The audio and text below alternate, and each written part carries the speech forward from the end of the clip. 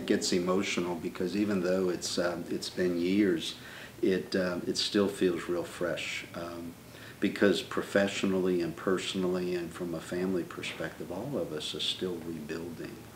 I was very disappointed and shocked, that the levees have breached and the reasons why the levees have breached. We evacuated here from New Orleans on Saturday prior to Katrina hitting. While we were cruising down Lake Forest Boulevard, the rescue driver, he says, Miss, I says, yes. He says, you live on Lake Forest Boulevard, but now you're on Lake Forest Lake. So I thought it was sort of funny, but it was very true. It wasn't a boulevard anymore, it was a lake. Forest Towers East is one of our largest senior housing facilities in New Orleans. And the day Katrina hit, when we got to work that day, the phones were ringing off the hook. We were in a panic. The people were calling, residents, family members, and were calling and saying that, I can't find my mother. Do you know where she is? Well, Volunteers of America is a family, and we rally together no matter where anyone needs help. It was like a big family. So we was never lacking of anything, like old people be thrown away. We never felt that way.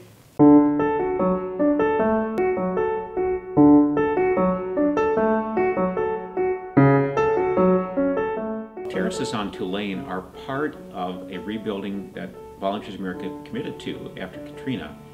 Our goal is to build 1,000 units of housing for people in New Orleans. When we rebuilt the Terraces, we decided to build it differently and to build it for the next generation, not for the last generation. And so we built clinic space into the first floor, and this can be a service center, not just for the people who are living there, but also for the entire community to reach out to seniors in the Tulane area. And so we've committed to ensuring that seniors can continue to remain at home, even as they become more frail, regardless of their means.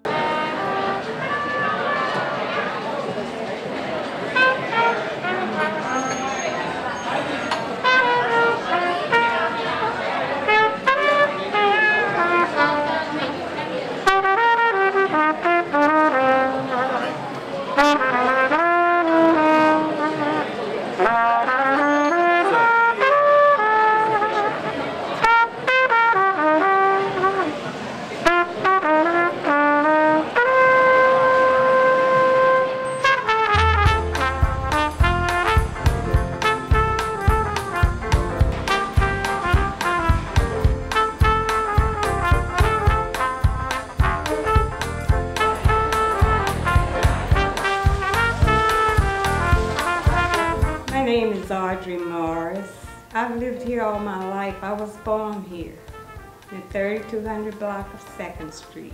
I was born, raised in New Orleans, lived here all my life. Why I wanted to come back? Because I love New Orleans. I was born and raised here, and I wouldn't have no other place to live but in New Orleans. Let's give you a view from the window. Hi, girls. Hi! We thought we'd greet you!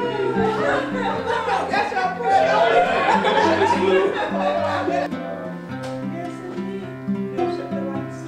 Yeah, you want this one? You want me to put this one for you? Seriously. Okay, not a problem. Wait, that's okay. Get myself together. It was great seeing the residents once they did come back. That, as one resident put it, I'm able to go back home, and to be with the people that I know, the people that I love.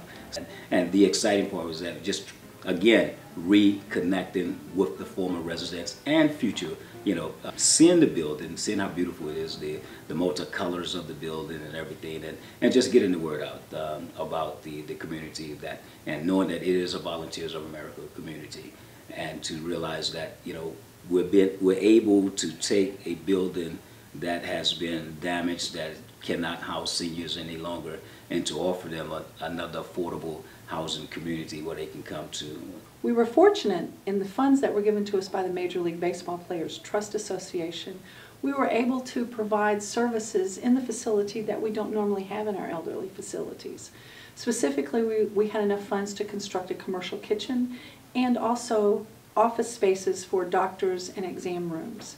It was important for the Major League Baseball Players Association and the players to support efforts to aid the recovery in the Gulf after the hurricane. We had to find somebody that was on the ground, that we knew, that we trusted, that we felt could do good work, would spend the dollars wisely, and really be of assistance to people in the community. And that's why the relationship with Volunteers of America was so important in this effort. I like to work with Volunteers of America and the Action Team just because it gives me a chance to get back to the community that embraced me as a kid. You know, my grandmother always said, you always have to help people. And, you know, grandma's always right. Well, today we were actually assembling welcome kits for the residents here at Terraces on Tulane, just to welcome them home and to welcome them back to, you know, meeting and greeting with one another, knowing that they're going to connect with family and friends and, you know, kind of move forward with their new homes. Well, the art's been a lot of fun to put together. Every floor will have a theme.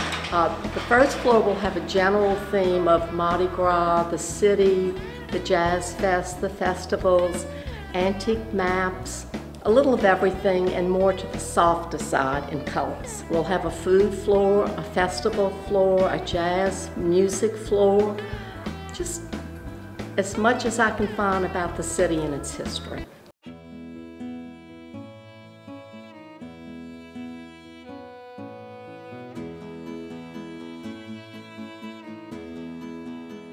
I love Volunteers of America. I have been associated with Volunteers of America for quite some time, and there has been no problems, nothing but a lot of love, and I'm just excited to be a part of Volunteers of America. I know the people over at Volunteers of America will help others my age and older. I love Volunteers of America, and I love how they treat the elderly, treat us with respect. We were so excited when we saw the president, and he was enjoying himself. You just don't know how that makes old people feel. Hi, Mr. Gould, and we really were looking forward to seeing you today.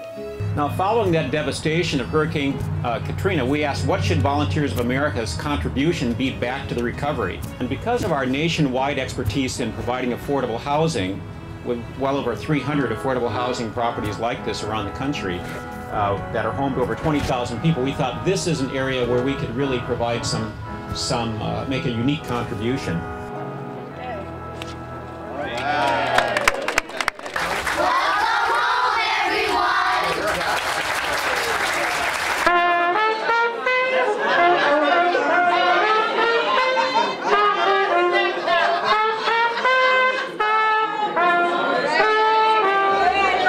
A lot of times we see a lot of organizations after a natural disaster, and they're very active in the crisis, and then when the media is gone, when the cameras are turned off, they're not there.